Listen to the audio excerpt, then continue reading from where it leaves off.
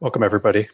My name is Peter Mantas, and I'm the co-leader of the White Collar Defense and Investigations Group at Fasken. I'm based in our Ottawa, Toronto, and London office.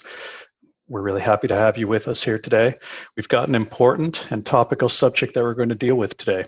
I say it's important and topical because we have a lot of people who are interested in this. We're all really quite surprised as to the take-up on this one. Last I checked, we have over 600 people registered for this event.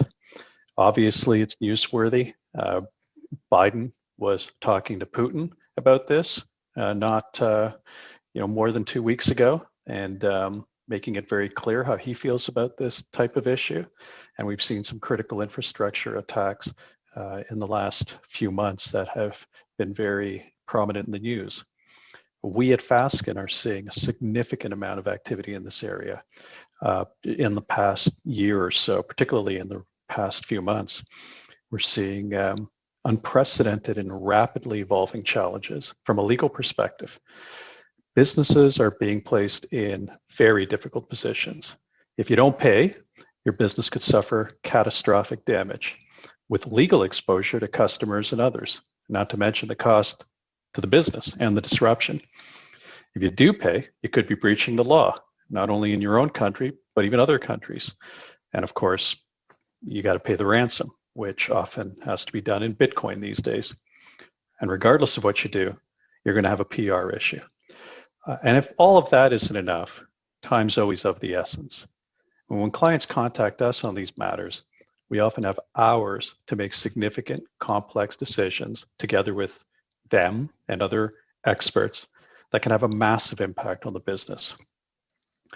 So we're here to listen to a panel who can help us better understand this dark but fascinating area of the law.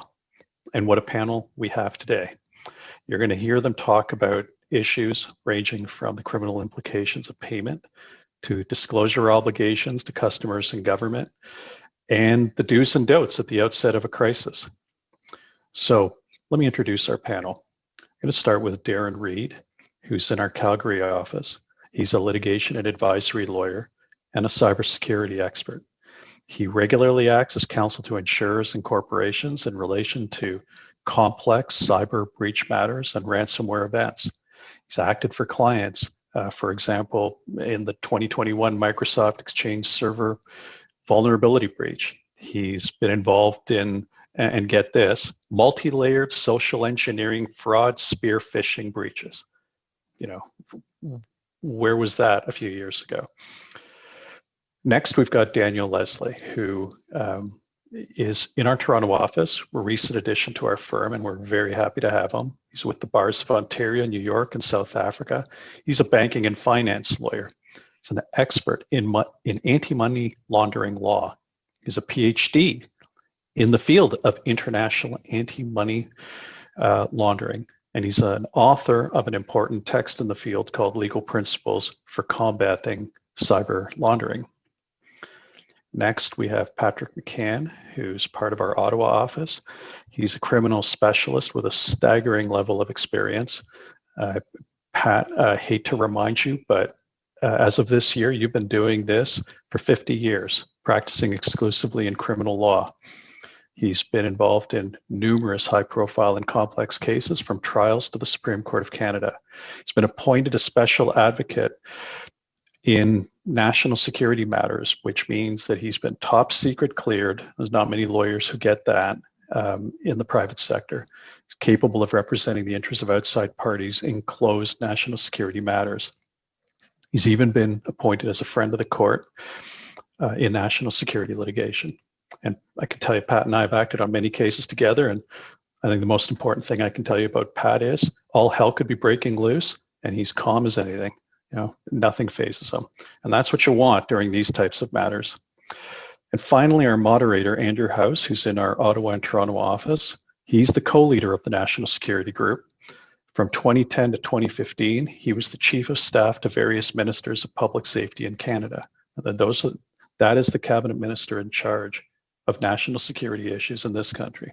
And that's the person who interacts with the most senior people in government around the world in other countries. He's managed some of the most critical files facing the government of Canada during that period of time. He's done matters involving national security, policing, borders, disaster response. He's involved in matters that we're not going to hear about because he can't talk about them. But rest assured, he's been involved in some cases which are clearly relevant to today. Items involving the intelligence services response to actual state-sponsored attacks on critical infrastructure, which is obviously important to us. Before I turn it over to Andrew to take over and moderate this panel, just a couple of quick reminder. Well, two things I want to bring to your attention. First, a reminder that the panel will be answering questions at the end. And finally, one final point I want to make. If you're watching this webinar from some dark corner of the web and wish to disrupt it and hold us for ransom, I just want to ask that you direct your payment demands to Andrew, our moderator. And with that, Andrew, over to you. Thank you, Peter. And I hope that no nefarious actors are expecting anything more than the price of a cup of coffee. We have a firm policy here of not negotiating with terrorists or kidnappers. But in all seriousness, this is a serious topic. It's something that is now beyond the realm of theory and is facing corporate Canada, corporate America, and corporations around the world in a very real and serious way. And it not only touches corporations, it touches individuals in those companies who in many cases are themselves responsible for what we would describe as critical infrastructure. And we've seen this most famously and most recently with Colonial Gas in the United States. And you'll hear that company's name come up a few times. All of this now so firmly in the public realm, and a great chance to have our experts here at Fasken unpack what happened, its implications, lessons learned, and best practices. The first thing we'll do is actually tackle that theoretical question, the theory of ransom. And here I'm going to turn to both Darren and Daniel. Here's a headline from April 26, 2016. Trudeau says Canada, and I quote, does not and will not pay ransom to terrorists. If you were to substitute the word cyber attackers for terrorists, does the statement hold true? And here I'll put the question to you as follows. Ethically, strategically, tactically, should we ever pay a ransom? And if yes, why or why not? Are we in a really serious way creating a market for ransomware? And Daniel, maybe I'll put this to you first and then to Darren. What's your view on the ethics of paying ransoms generally? Thanks, Andrew. That's a great question. It's extremely, I guess it's one that incites a lot of emotions and also certain implications when it comes to just trying to understand what it really means in the first place. So just conceptualizing the issue as your question poses is quite important. My gut reaction is that the concept of a ransom is one that needs to be unpacked, right? So you would typically see this in a firm policy or an organization's ability to just sort of digest this bit of complexities in their day-to-day workings. So that's the first important step. The second is really just trying to understand, trying to identify the profile of the relevant entity, right? So the theory of a ransom would apply differently to different entities, just in terms of how they should be prepared to react to such, threat actors and demands that they might be or might follow. So my just general reaction there, and I'll let Darren jump in, is that just trying to understand what the profile assessment is of the entity, of the relevant entity, and just trying to understand what regulatory frameworks are currently governing that entity is key to knowing how to respond. Darren, let me actually take you back to something that happened in 2010, which is now beginning to be a long time ago, but it was such a fundamental example uh, of warfare that's actually taking place in the cyber domain and its impact on real people and critical infrastructure. And the example will perhaps strike you and strike our audience as odd, but I'll explain why I think this is so relevant. In 2010, we saw the Stuxnet hit on Iran, widely now accepted as a joint U.S.-Israeli operation. And Stuxnet specifically targeted what's called a programmable logic controller, which allows the automation of electromechanical processes within the Iranian nuclear facility. Essentially, it caused the centrifuges in that facility to spin so quickly that the facility actually destroyed itself. But it began as a cyber attack.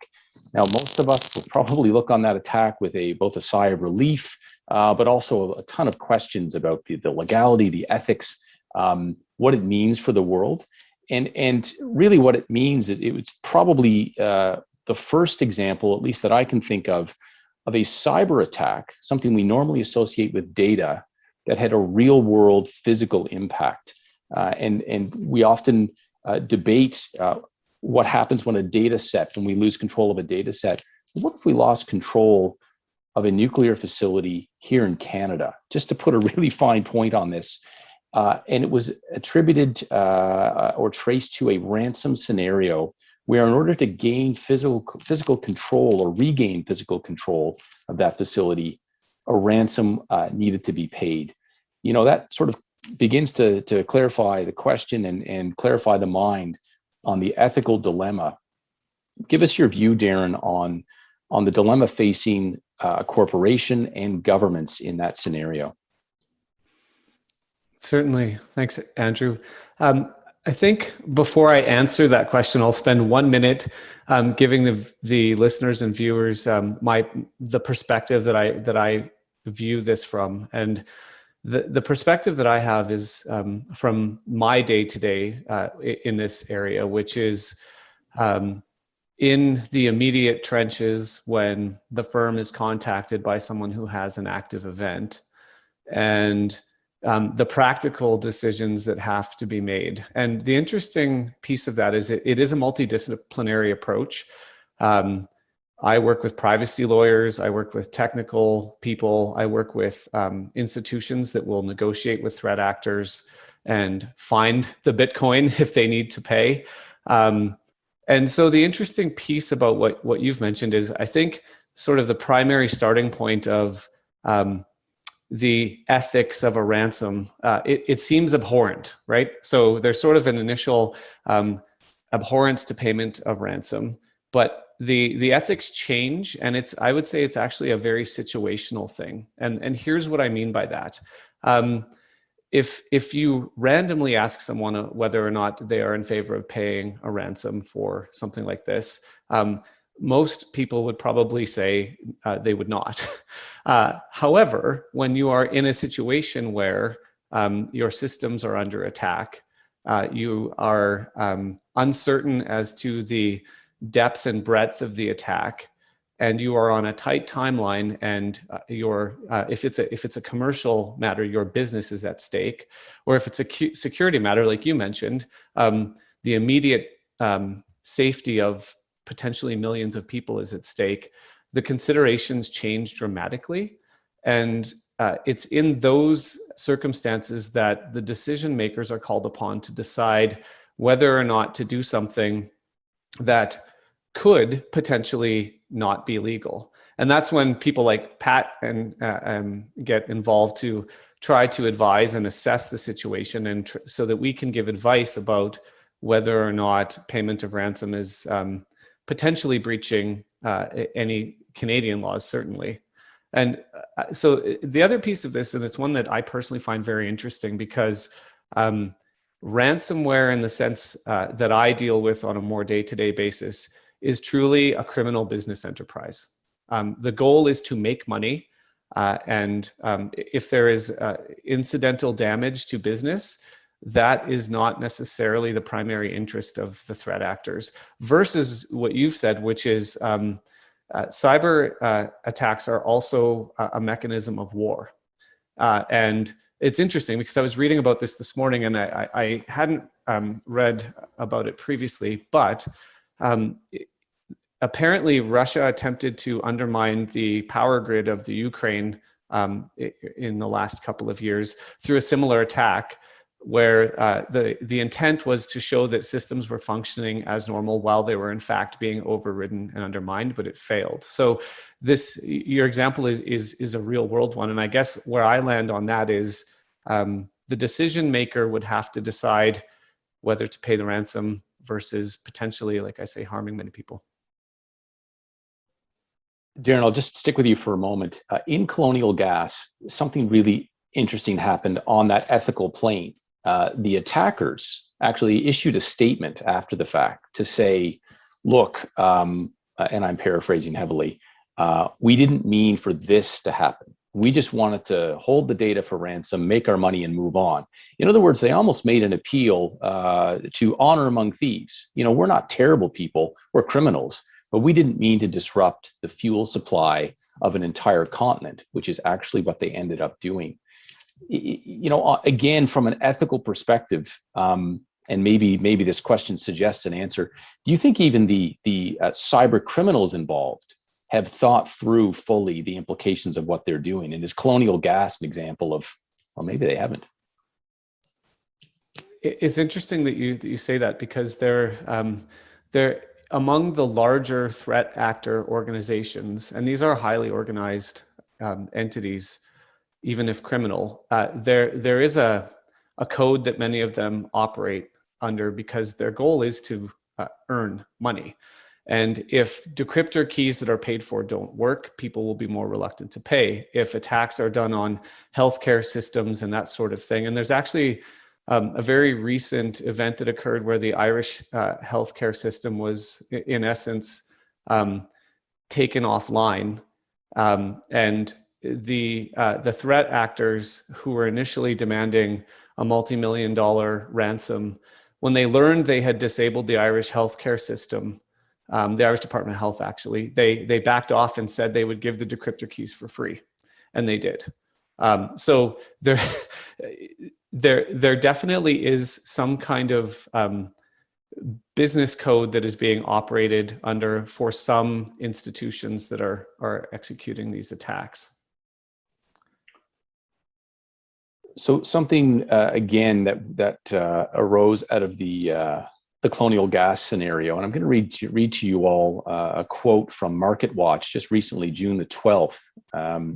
Advocates of blockchain technology have long touted the traceability of the distributed public ledger as one counterpoint to those who say crypto is largely used for illicit activities. So, of course, what I'm driving at here is this fascinating aftermath of the attack on Colonial Gas, which is that the FBI was able to get back some of the money. And here, I think, maybe the beginnings of an ethical pathway when ransom is paid. We've talked about the fact that if a marketplace is created, and this has been true of kidnappings and ransoms throughout time, if you pay, it's bound to encourage someone else to try the same stunt. And that is a very bad thing. But what if, not in spite of blockchain technology and Bitcoin, but because of it, authorities are able, over time, maybe in the short term, maybe in the medium term, to recover a portion of that ransom?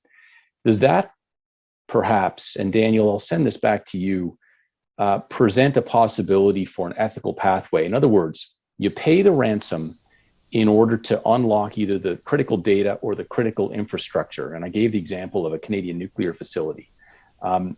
Knowing that the authorities may have the ability to recover some of that Bitcoin, if Bitcoin has become the currency of choice for ransomware artists.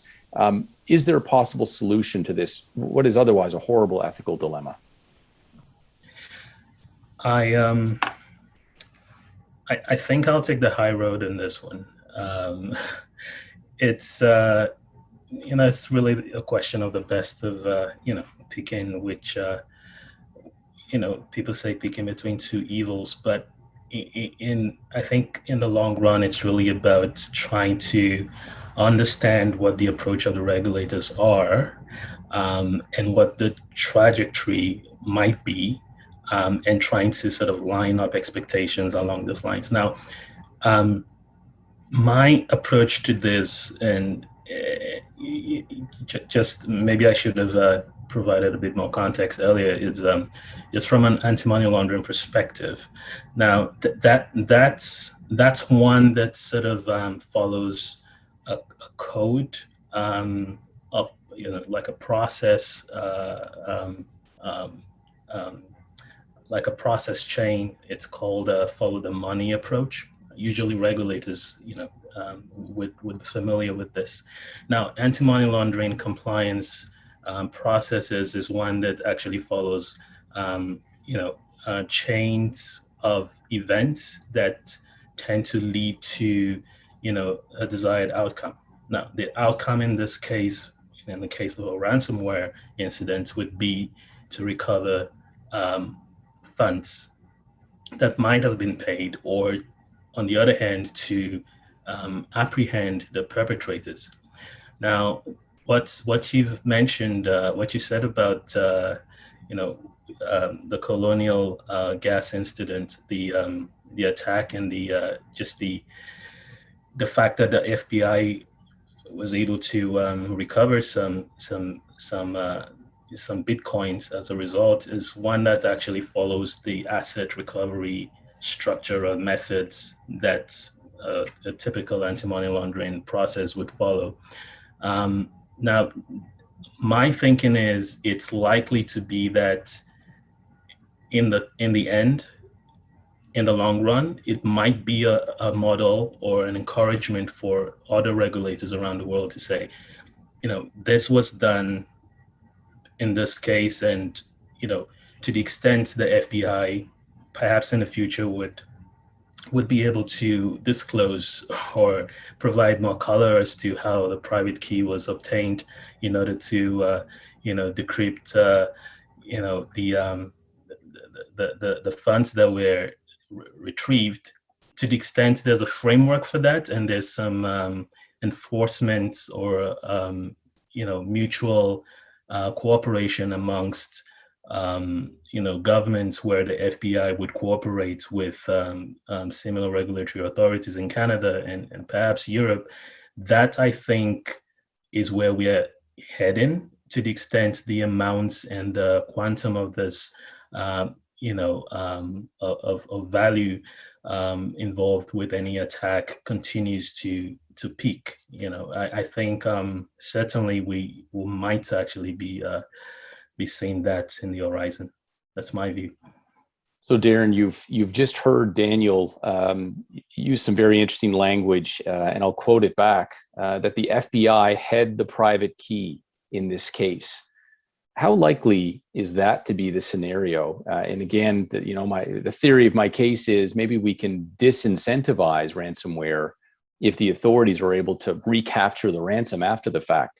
Is colonial gas and the aftermath and the solution found by the FBI, is that a one-off, or how likely is that to reproduce? What I had started with was the colonial attack has to be placed in its context. So we have a large portion of the fuel supply to the entirety of the US crippled, and the institutional resources that were likely put behind that attack by the FBI and associated law enforcement entities was, I would say, probably at the top of the level of performances you'd expect to see globally. So that result, while excellent, may not transfer into what I see in my day-to-day practice, which is everything ranging from very small local businesses to medium and large businesses getting attacked and being placed in that situation. Because you can imagine a small business in a small town being hit with ransomware. And this is a very important point that, and I apologize for the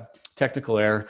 Ransomware is sold by some of the larger groups as software as a service. So would-be hackers can reach out and pay a fee to the ransomware entity that has the software, and then go out and start executing. And some of the business models of the, let's say, lesser operators is to attack many small businesses. So it's a volume business to try to get small ransoms. And when you look at the ability of local law enforcement to connect, it depends where you are. And especially in Canada, there are some law enforcement agencies that are able to connect to Europol, to connect to the FBI.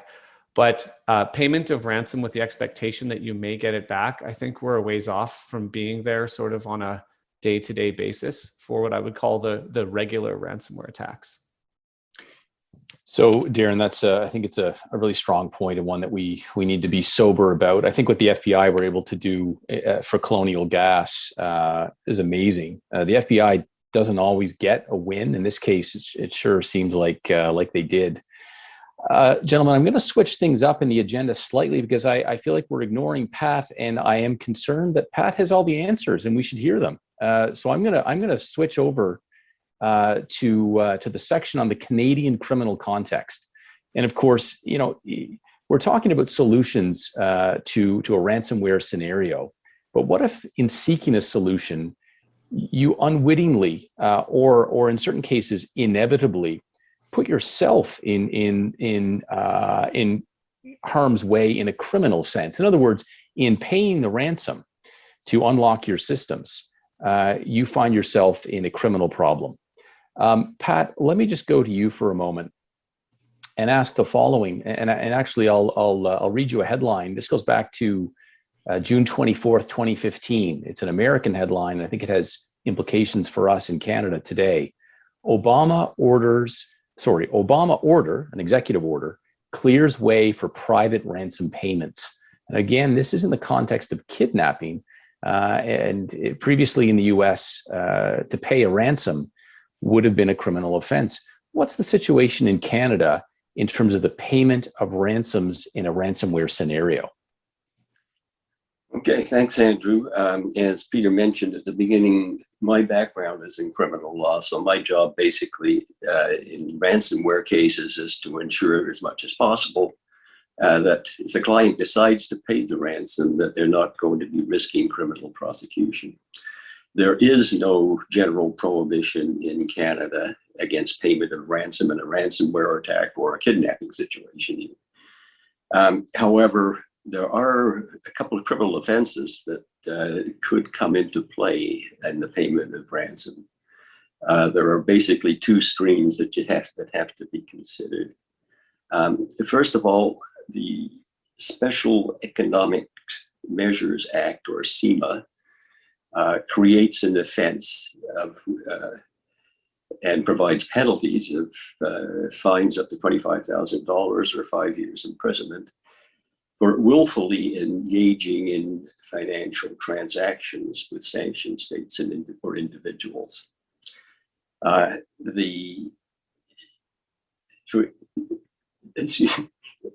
Engaging in them, and if they're entities that are listed in the regulations. There are under the regulations numerous entities, and all classified into different states. There's something called the Consolidated Canadian Autonomous Sanctions List, which covers all of the sanctioned entities under CEMA, plus some others. And it provides an updated catalog that's updated every couple of weeks, and all categorized by country in alphabetical order. So it's relatively easy to check through that if you know the name of the entity that you're looking for or the origin of the entity.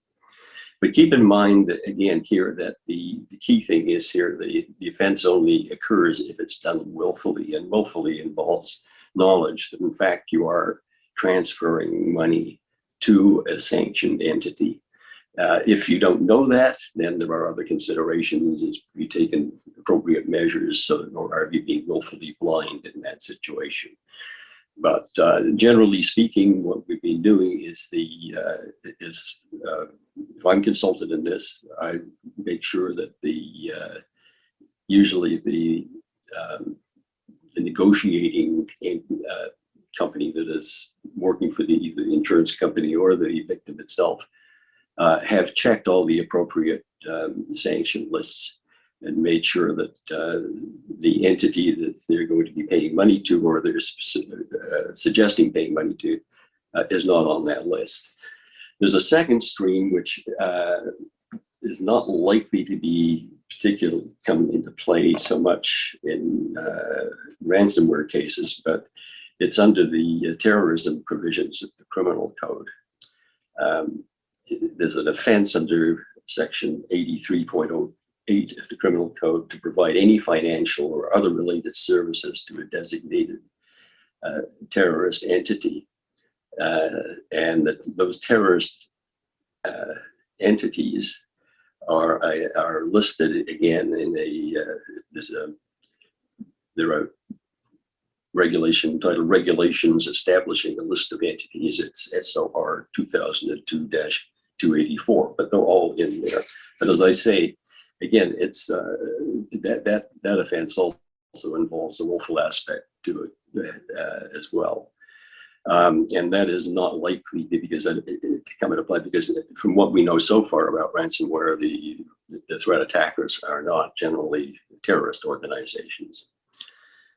An important consideration, though, for Canadian companies and for clients generally is whether they may be running afoul of the extraterritorial application of American sanctions. If they have a connection to the US, they should be properly advised on that extraterritorial application. The main source of the US sanctions in the United States is in the US Department of the Treasury's Office of Foreign Asset Control, or OFAC, OFAC. Transactions with a sanctioned entity or jurisdiction that involve a US nexus are covered by US prohibitions. So a transaction can have a US nexus if it involves a US person, US origin products, or if it involves activity within a US territory. And non-US individuals and companies are caught by that legislation in the US. So you can see that covers an awful lot. If the company has any kind of connection to the United States, either in the goods that they deal with or they do business in the United States, then they would fall within that nexus, and they would have to make sure that they were not violating the US sanctions as well. And even though they may be in Canada, they can be charged criminally in the United States. It could affect their senior officers of the company. If they cross the border, could be subject to arrest on crossing the border, or if it's a real serious situation, they could be subject to an extradition, as we've seen in the main case. Although that wasn't quite a sanctions breach case, but it's based on sanctions. There's one other thing is there's a list of UN sanctions as well. That under the UN sanctions list, any member of the United Nations must adopt those sanctions. They're obliged under the terms of the UN Charter to adopt those sanctions. So from what I can see, all of those sanctions are encompassed in the Consolidated Canadian Autonomous Sanctions List.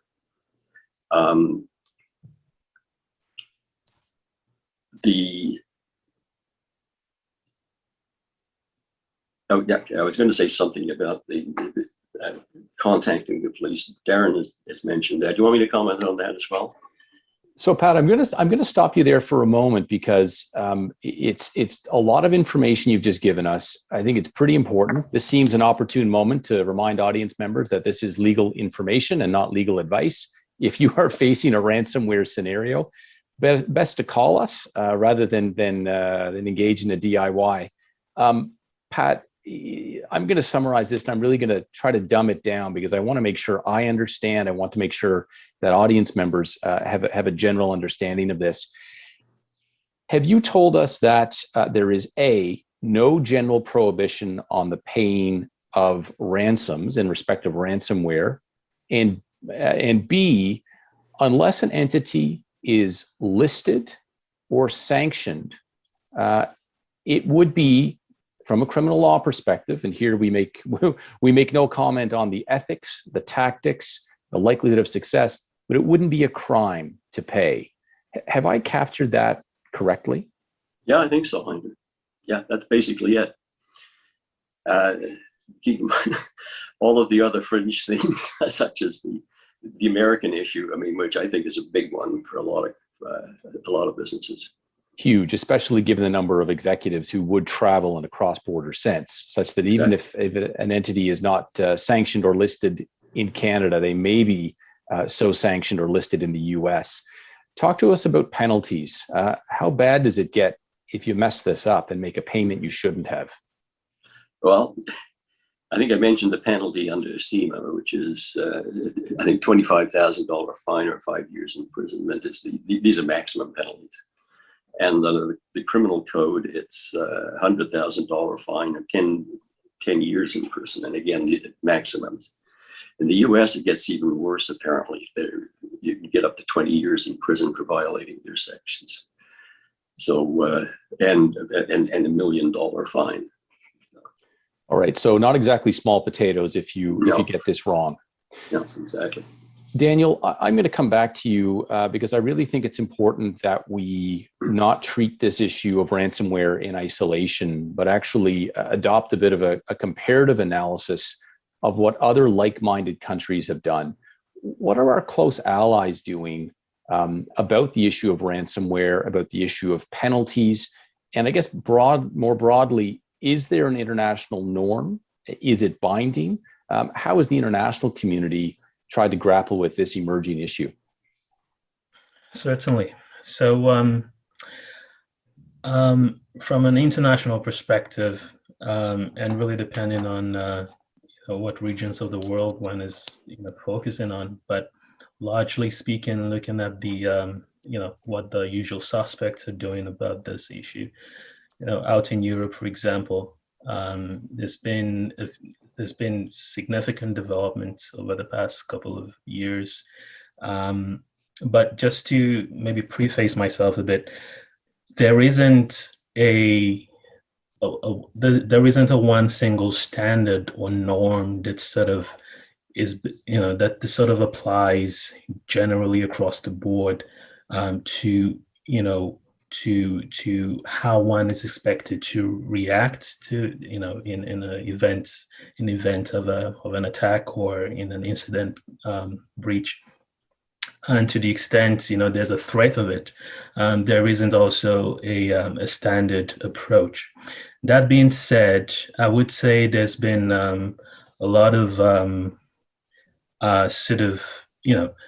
measures that have been amplified over the years to ensure that certain preventative measures have been sort of well entrenched or become well entrenched, such that the incidence of a ransomware attack would be prevented ordinarily by adhering to those standards.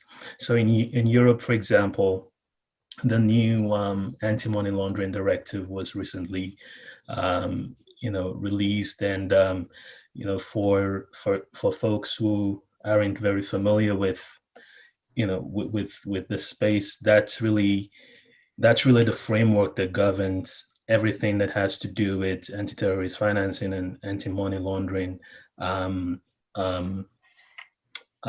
compliance processes out across Europe. And what's interesting about the new update is it's further extraterritorial. It's a lot broader in its terms. It's a lot more very well amplified, so such that one would see that the subject of ransomware and how to respond to it is not clearly spelled out, but it's subject to interpretation. But looking at how it's been looking at the the basic provisions and how the regulators have interpreted the extent to which the directive would apply, I'm minded to think that it covers ransomware attacks, and also the fact that it's not limited to those attacks that happen in Europe. I think it's really party based. For example, if an entity who is subject to the law might be in Canada or in the US, an argument can be made that that directive would apply to that person, and the like. So that's one development that I think is sort of leaning towards the fact that the regulators are becoming more aware of this issue and are trying to respond by amplifying laws and and standards in their own way, while not sort of calling out the specific issue. One other interesting development is actually, just as Pat mentioned, is from a US perspective. So the OFAC, over the years, they've been able to, I guess, build around policy directives that has done two things. The first is it's sort of observed the development and tracked development in the field of ransomware, and this, and secondly, it's helped entities sort of know where the bar ends. For example, financial institutions.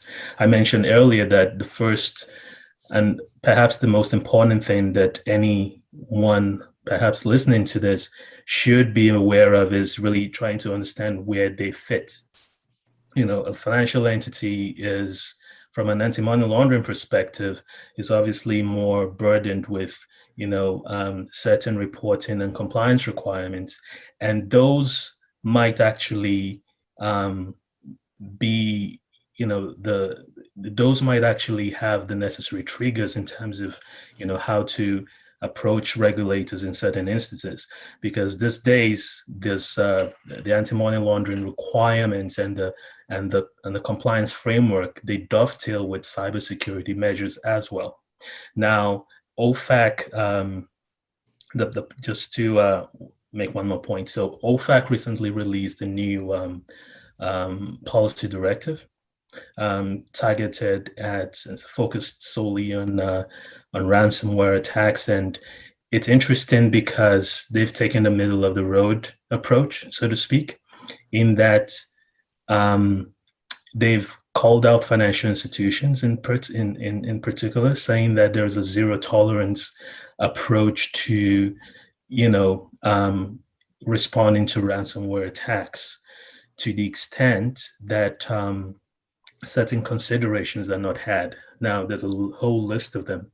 On the other hand, OFAC has now recently agreed to issue a license, which would allow entities to make payments under certain circumstances. So again, back to the point that there isn't a standard approach here. Just looking closely at the policy directive that OFAC has recently released, it goes into the weeds of spelling out certain case-by-case basis. And in my mind, I think it speaks to the quantum of the value involved as well. As Darren mentioned, what we see, up north here is not really, the types of attacks that tend to happen are not ones that are, measurable on the same quantum scale as you would see with Colonial, for example. But it's not to say that we're not heading to, it's not likely to happen. It's just to say that the regulators react to what they think or deem as being, I guess, more quantifiable, right? So that metric for them is really how they respond. And I think that to the extent that we see a growth trajectory in how the quantum sort of increases over the years in Canada, that's likely we'll see a regulatory response accordingly. Okay, look, that's interesting to hear what the rest of the world is doing and a search for norms that might apply. So just to recap, we've talked about the theory of paying ransoms. We've talked about the Canadian criminal context, and we have talked about the international comparative context. And in the time remaining, I'd just like to get very practical. And Darren, I'll go to you first. You've done this work recently for clients. Like this is not just a theoretical discussion for you. This is very much the real deal and a real world situation. Talk to us about how a ransom attack begins. How does it unfold, and who are some of the key players as a company faces this in real time? Certainly. So I always approach this, and it is worth doing a little reading on the internet, especially on the websites of the technical service providers, because this is executed largely as a business. And so there's often ransomware attacks will occur when the weakest links in the organization, usually its people, are least attentive. So Fridays, long weekends, holidays, and they will execute from a technical perspective. Often the hackers will get into the system sometimes months before, sometimes not long before the ransomware is installed, and they'll snoop around and they'll get a sense of the system and then install and execute the software. And usually it's the late working employee or the early working employee who tries to get into the system and finds that they're locked out, and a ransom note appears on their screen. And so that sets off, obviously, alarm bells throughout the organization. And, we keep talking about Colonial. In Colonial, it was a single password using a virtual desktop environment that caused the access to the entirety of the Colonial system. So you just need a small pathway to get in. From my perspective, how it usually unfolds is either direct client contact or the cyber insurer. And the cyber insurers have approved counsel lists and hotlines. And so you will get an urgent email or an emergent call, active attack on company X.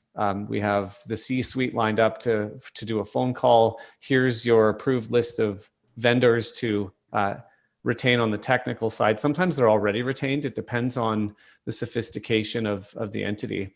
And then you find yourself in a series of emergent meetings, triaging in essence, because that's truly what it is. And largely at the beginning, my role is more enterprise risk management from a litigation and privacy perspective, which is trying to manage the structuring and rollout of the response to protect the corporation against future lawsuits, potential additional privacy liability, and to try and protect some of the work that's being done by the technical experts with privilege. So that's sort of the beginning of it. And there's always a lot of questions, and not every entity will have an incident response plan. But one thing that we repeatedly say, and the Canadian Centre for Cybersecurity says, is that treat this as a critical business threatening incident. To use an Albertan analogy, a sour gas well blowout that could that could cause the loss of human life. This is the informational sour gas well blowout, and it should be treated as such. So that's the beginning. I like the analogy. I like it because it's ominous. It's something that's literally going to explode in certain cases. Pat, we're gonna talk about who you call. I want to ask, I guess, a bit of a sensitive question. I'm sure we've got people from government listening, and I want this to land correctly. I'm not certain that the police are the first people you call, but there may be authorities that you should call. What's your take on your call list when you realize you're in a ransomware scenario and it is unfolding quickly? And talk to us about who you call and why. Okay, well, my response to that is simply that the only authorities that I can think of that you would call that might be able to do something to assist you in that are the police authorities. Now, this is something we raised earlier about the ability of the police to actually do something. And quite frankly, my experience, I've had two situations where we have called the police. One was the Ottawa Police, one was RCMP. And neither of them were able to do anything, although they didn't interfere or muck things up at all, at least. One of the things that I have thought of since reading all about the FBI's success in getting back some money from Colonial is the establishment of some sort of a multilateral type of police organization that is highly trained in the technology and can sort of operate anywhere within the country. I think that's something that really should be considered. And maybe the FBI might even be prepared to share their technology with that sort of an organization. But that's what I think has to be done. Something where there is some. I know that Darren has had some good experiences with the Calgary police. I think there are people there that have the ability to people in police agencies that have the ability to deal with this. They just need to get together, I think, and spread that knowledge across the country to other police organizations. So, Pat, I'm thinking of a scenario where the attacker is state-sponsored, and the likelihood of securing even charges, much less a conviction, are probably not very high. And we could debate, the pros and cons of that situation and how it might play out. You've said that one of the first calls should be to the police. Darren, do you agree with that in terms of calling a law enforcement agency as one of your first calls, and why or why not?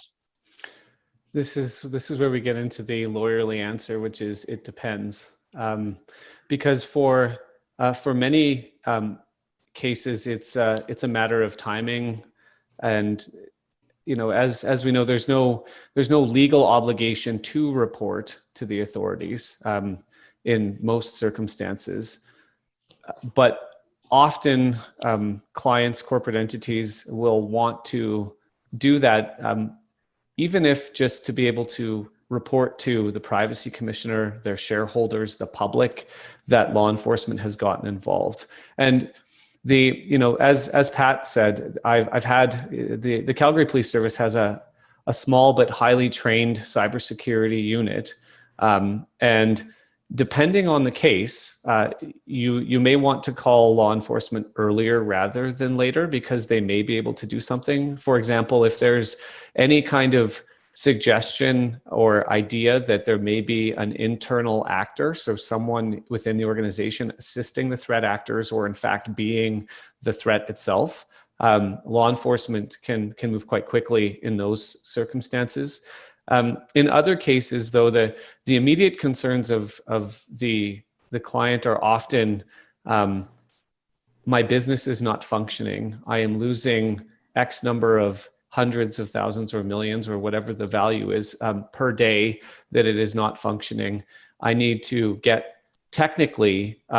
myself sorted out, and then figure out what happened, and do I pay a ransom, and all of those questions. So often those take precedence in cases over contacting law enforcement. And in my experience, reporting to law enforcement, even if it's long after sort of the immediate attack, there's never questions raised. It's thank you for reporting this to us. And then the question becomes, what can be done, even if it's late, sort of late in the day, so to speak. And what can be done is it's more of an assistance piece where even if the immediate agency doesn't have the capabilities to assist, they may have connections to Europol or the FBI and feed into that informational database, because there is a global effort trying to reduce this threat, because it is a real national security and economic threat to many countries. Let me sort of go back into some of my experiences in government. We used to, at Public Safety Canada, have the Critical Cyber Incident Response Center. And what it did was just provide a helpline where people could call to say, look, I've been the victim of a cyber attack. At that time, ransomware was not as prominent as other forms of cyber attacks. But of course, ransomware has been the monetization of cyber warfare. And so this is, everybody wants to turn a dollar, and this is how cyber criminals are now doing it. Talk to me about your experiences with what has now evolved in government into a communications security establishment housed facility. It's the, and I want to get the name right, correct me if I'm getting it wrong, the Canadian Centre for Cybersecurity, which does offer as one of its as part of its mandate help to Canadian private citizens and corporations. They're not law enforcement, but are they the right first call once you decide you've got to reach out to someone? And Darren, I'll give that one back to you.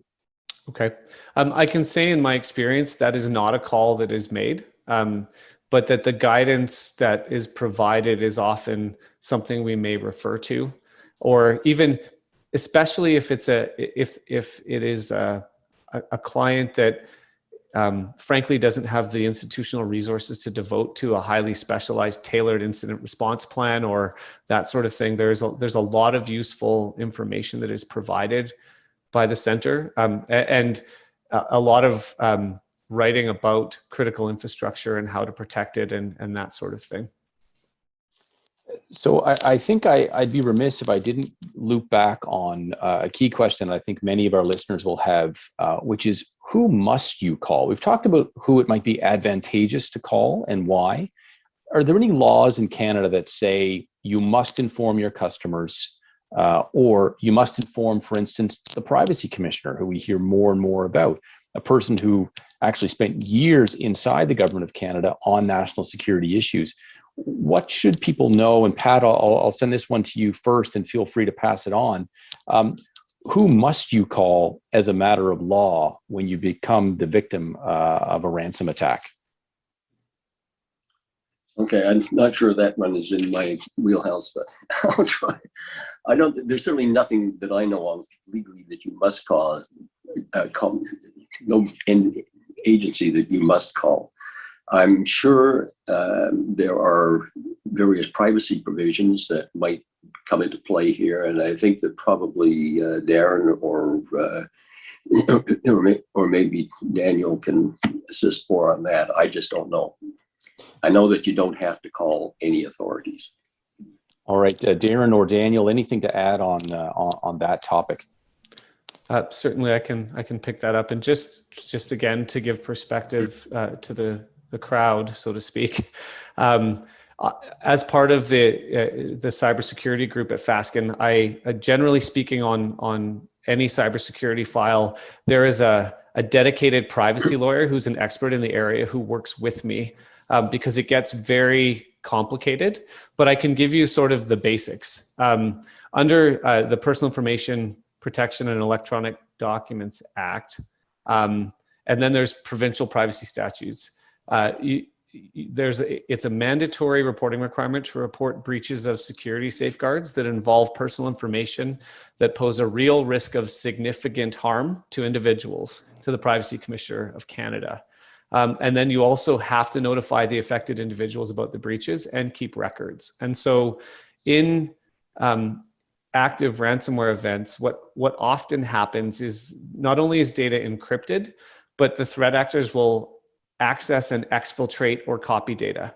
And they use that to get the subject to pay a ransom, because they will say, we've posted some of your data on this website, and we're going to release all of what we have if you don't pay. And so often that includes employee information, payroll information, and depending on the business, it can affect a number of parties. And so once you're in that realm, there is a mandatory reporting requirement, and there are particular forms that the offices of the Information and Privacy Commissioners use. And there's usually initial reporting, And then as the forensic data assessment occurs and you learn more and more about what was accessed, what may or may not have been accessed or taken, updated reporting is required. And there, on occasion, the offices will contact you and you'll engage in some discourse about reporting, and they'll want to know what the entity is doing to protect the information of their clients or employees. Thanks for that, Darren. I think that is pretty critical information. And Daniel, I notice that you've unmuted as well, the universal signal for, I've got something to add, so I'll throw to you. Thanks, Andrew. Just wanted to chime in on what Darren said there, and Pat as well. So from a financial services perspective, so typically there would be certain institutions that one would, some financial institutions should immediately be mindful of or should be minded about in the event of a ransomware attack. For example, for a bank, it's important to know, whether or not the incident would form part of what's, using anti-money laundering lingua, would be a suspicious transaction activity that's reportable to the regulator, being FINTRAC in Canada. Now, there's a whole host of what would fall in that bucket, but to the extent, monies or, clients' monies are involved, this would typically be a reportable activity. So that's very, that's something that often sticks out, amongst financial institutions in this regard. The other thing is, just to, I guess, build on some aspects of our discussion this afternoon, is the fact that there might be some merits to reporting to the authorities. Now, from an anti-money laundering perspective, there is a term known as mutual legal assistance and international cooperation and the likes. It goes by different verbiages, but the point being that there are certain approaches that would require for authorities, knowing that certain monies are certain monies have been are at stake, I would say, for lack of a better term. This would be a trigger for them to check internally to see how or when they would, or I would say maybe how they should approach or seek cooperation from international authorities or regulators.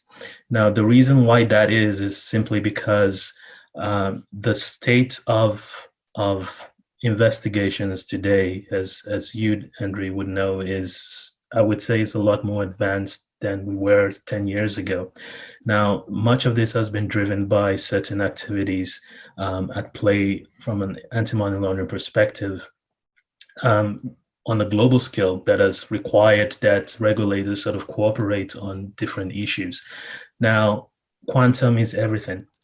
I have been involved with certain transactions where we've had to approach the authorities here in Canada, and in some regard, they've been successful in actually cooperating with international regulators in ensuring that assets that were involved have been sort of retrieved or were retrieved on account of sort of setting the ball rolling in that way. Now, whether or not this would be the frame of process in some regard for a ransomware incident, I wouldn't know.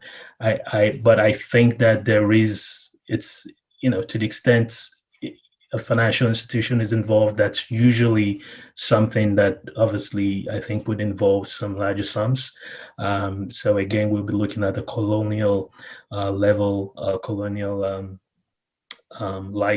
level of quantum in which case, the authorities will be mindful to trigger that mutual legal assistance process. Okay, well, look, time is passing, and our audience has become quite active on the question front. And I promise we will get to audience questions, some of which are really fascinating and are going to take us to an interesting place. I just wanted to read you a headline first from, of all places, St. John, New Brunswick. Who would attack St. John's, New Brunswick? And yet someone did. Here's the heading. April 7th, 2021, $2.9 million St. John, New Brunswick cyber attack bill to be mostly covered by insurance. Fascinating. Instead of paying, the city decided to rebuild its network and launch a new city website. And this is from Councillor Merithu. He said the cost of doing this and hiring a private firm to investigate the hacking cost about $2.9 million. Insurance will cover 85% of that amount. Darren, talk to us about the role of insurers and cyber insurance. And this actually will answer one of the questions that's just come in the forum about the role of insurance companies in dealing with ransomware.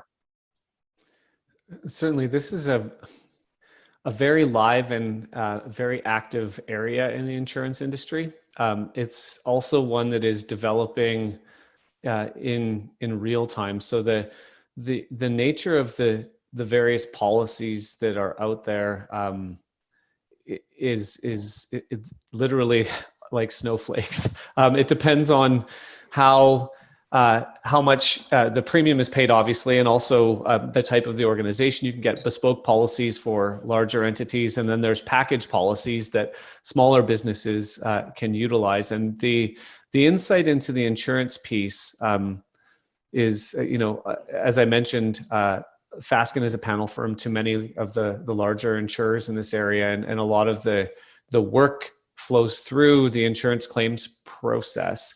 So I guess the short answer is it depends on the wording of the policy, but what the cyber insurers bring to the table, especially for smaller to medium-sized businesses, is a one-stop place to get what you need quickly, and the potential of recovering some or all or a portion of what it costs you. And this is actually, it hits on something that I find particularly, frankly, heart-wrenching, is when you get calls from smaller businesses who have no insurance and they want to ask about their, I'm thinking of, I've had calls where the call literally was, we can't get at anything in our systems. We've been hit by ransomware.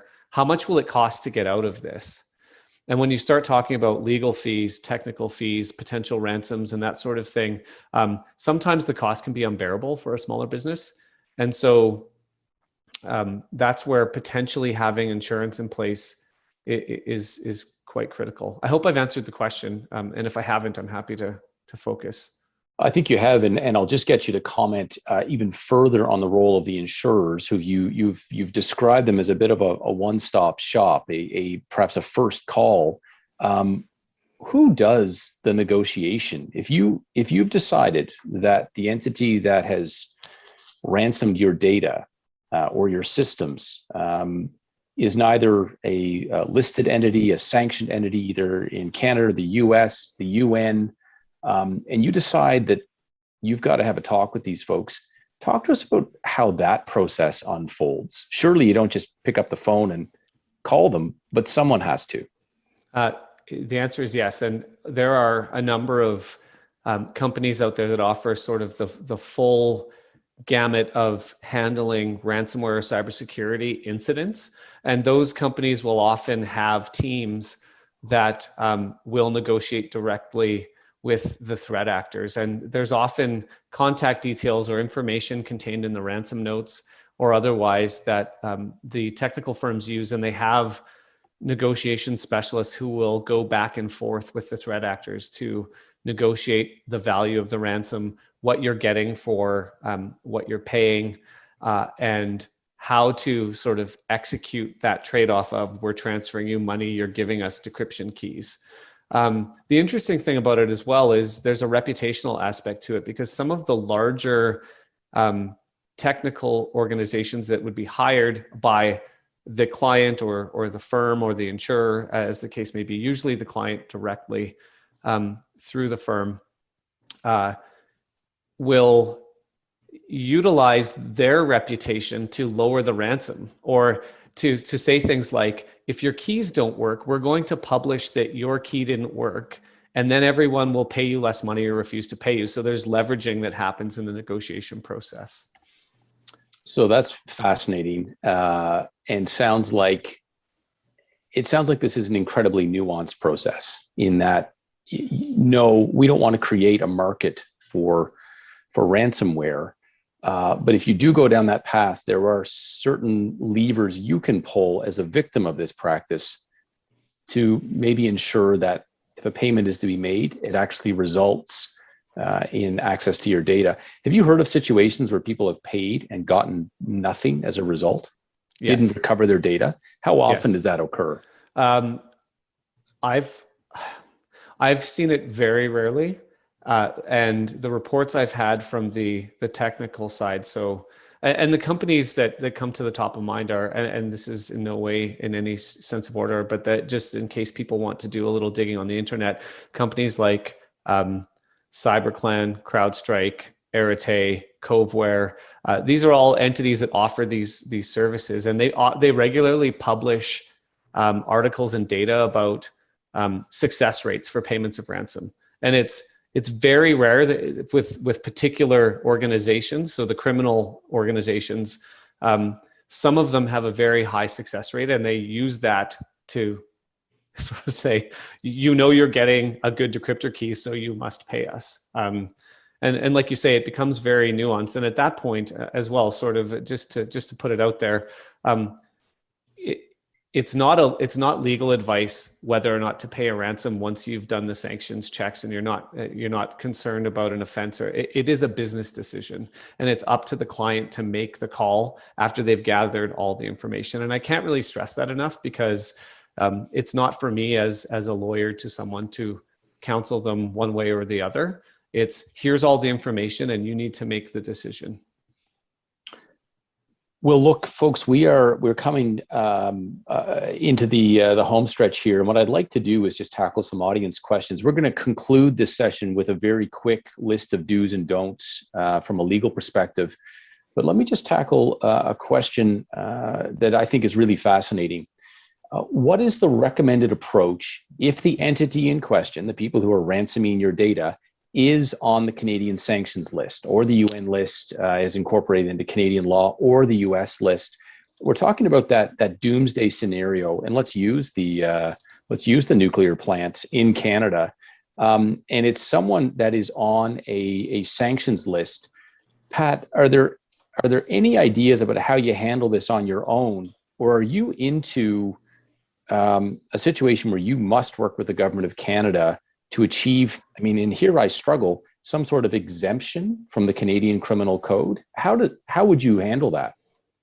Yeah, I haven't run into that. I've read that the United States has a provision for getting exemptions depending on the circumstances.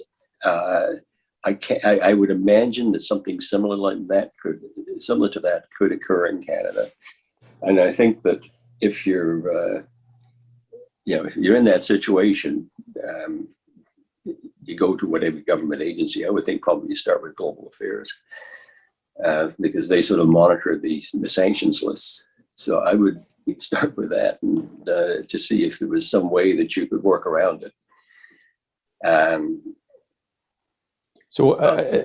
There are a couple of possibilities that leap to mind. Canada has in the past given, for instance, amnesties to firearms owners. Literally an amnesty from a criminal code or a Firearms Act provision. I forget which, but the sanction, if you violate it, is as a penal sanction. There's also this very interesting section of the criminal code. And Pat, I apologize, I didn't preview this for you, and feel free to say to take a pass. Section 25.1 of the code, which is the law enforcement exception to the criminal code. If a company can't pay, Could Canadian law enforcement pay on their behalf just to get the keys to the system back? That section is designed more for sort of police undercover work. I would never heard of it applying with something like that, but in theory, possibly it could. I would take more of the approach that if you can get to the right authority that can give you some sort of exemption, or at least an undertaking that no charge will be laid because of the dire situation you're in. In other words, make the argument to the government. The sanctions offenses are really designed to prevent people from dealing with sanctioned entities and companies. But when you're forced to just to survive, maybe a different approach could be taken. Maybe some exemption can be had. And I think that you might be successful in convincing whatever government agency you wind up having to deal with, convincing them that they should give you some sort of exemption. But I don't know that section of the criminal code would necessarily come into play, although it might. Daniel or Darren, any take on a way forward on this particular topic when we face that doomsday scenario of a ransom must be paid because of the critical nature of either the data or the system, but the payment thereof would be a crime in Canada? Is there any way to thread that needle? From my perspective, my brain instantly goes towards the inability to counsel the commission of an offense. And the fact that as counsel, it's something we simply cannot do, which is sort of that's a pretty basic legal principle operating from, but that's exactly where my mind goes. I've never been faced with a situation where there was a sanction list issue. So I haven't been put in that situation. And like I said, there's never advice to pay or not to pay. It's provision of information, and the client needs to make a decision. And that leads to the next piece. What if the client makes the decision? As counsel, you now know you have a client, and I've never had this happen, but maybe Pat, in your criminal law background, you've faced a scenario where a client has committed or has told you they are about to do what you think is an offense. I mean, what's your take on that? Well, I'm not in a pure criminal situation like that. If you know that your client is about to commit an offense, you have an obligation to report that to the police. I think an ethical obligation. So, gentlemen, some pretty serious implications. And Darren, you're quite right to remind all involved that the lawyer's obligation never to counsel an offense. And this brings us back, I think, to the involvement of the authorities, be it the police, communications security establishment. Pat, you mentioned global affairs because of the sanctions connection. A follow-up question from our viewers. I think it's a good one. How does the risk of public disclosure of data risk becoming the default attack approach? How does that change your incident response plan? And I think that the question is driving at when these incidents become public, either because you've informed customers, you've informed shareholders, you've informed the government, and the government feels compelled to warn the marketplace. Are we driving copycat attacks? And is there a way of dealing with that? Is there a best practice in that regard? And I'll throw that open to the floor entirely. I know it's a bit of an intractable one, but I think it's worth posing. I can chime in. I think what we're seeing out in the States is instructive, in my view, of how the regulators should be minded to tackle these issues. And also maybe incentivized in some ways.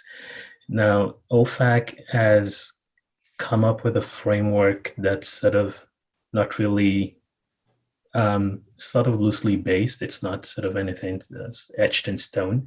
It's really to accommodate all of the variances that's out there. And in my view, I think that the risk posed, through disclosure of data to any, to the emergence of copycats is one that is, it's not. I don't think it's one that can be canceled altogether. I think it's going to be a natural result of especially high profile attacks. For high profile attacks, I think it's going to be a natural result of of the information being out there and the regulators trying to be as open as possible to the public about it. That being said, I know that there would be certain aspects of the incident and the investigations that obviously will be kept under wraps, just for the sake of not leading to not allowing for proliferation of of this sort of new copycats or these sort of this emergence to continue. That's my view. We're going to close. First, Andrew, there's surely the concern about releasing data or information is a variable one, depending upon the nature of the information that's going to be released. And recently, I know that the DC Municipal Police Force in Washington were attacked. And the threat there was that they were going to release information about paid police informers, which would obviously put their lives at risk.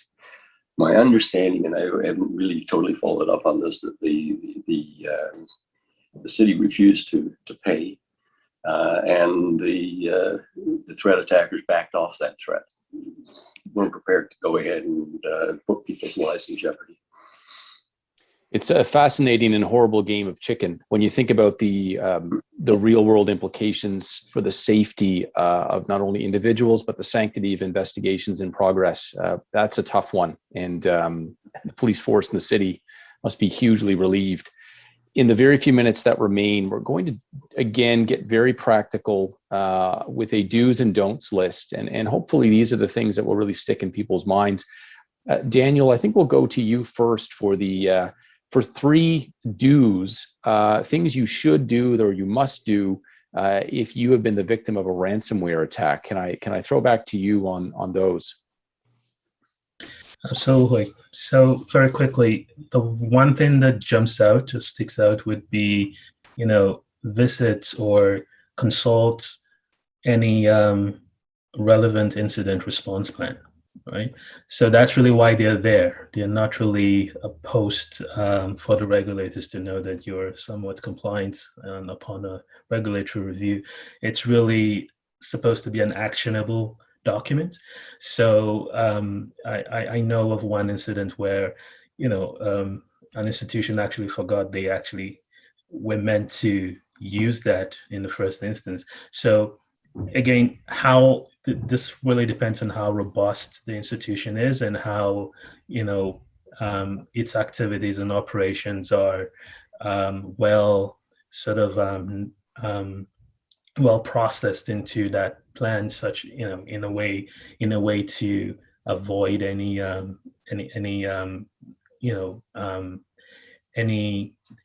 loopholes or having things fall through the cracks in the process. So that's the first thing. The second would be to seek the right advice. Now, what I mean by that is it's easy to have or to be faced with options. I mean, given the time constraints that this situations usually impose, there would be several options available to the victims. It's not uncommon to. We spoke about approaching law enforcement authorities to the extent that's warranted, but what I have found, with a view to not tooting our own horns at Fasken's, I found that having the right legal mind involved in this analysis and this process is often a plus, and it's a merit that I think would serve to benefit the process and our clients who approach us on these things down the line. And just the third thing would be to ensure that a cybersecurity framework is one that is well entrenched. Now, this is really this third point is really one that is preventative, but usually it's a mitigating factor, especially for financial institutions who have to report after the fact, because the regulators like FinTrack out in the US, like FinCEN, they would look to see what frameworks were at play at the time of the attack. Thank you, Daniel. Some really practical advice there. And Darren, can I get you to just give us those cautionary don'ts of the moment you realize that you've become the victim of a ransomware attack? Certainly, there's a few. One is, to the extent you can, don't leave the compromised portion of your network connected to the internet. If you can isolate and disconnect, and this is more of a technical piece that I've just absorbed through experience, but isolating the compromised portion of your network is important, because otherwise you may have threat actors within your system watching what you do and watching what you're doing to respond to the incident. So this goes back to the incident response plan, and sometimes email servers are down, so you can't use institutional email at all, but it's also wise to perhaps not use them even if they're not down. So have, communicating using your sort of normal institutional modes may not be the best idea, because the threat actors may actually be watching and learning what you're doing to respond and continue to do what they're doing. Another piece is don't delete data, at least not until you have had the chance to have a forensic investigation done, because, and this is Enterprise Risk Management 101, if there are later lawsuits brought about compromised data and you have deleted the very information that you need to prove whether it was or was not accessed and how the access was gained, you could find yourself in a very awkward situation. And I actually echo what Daniel says, because one thing, and it is it's a bit of an exercise, but having legal counsel involved at the very earliest point can give you at least arguments as to privilege over what you are doing and your initial response and your investigations, which can be very important.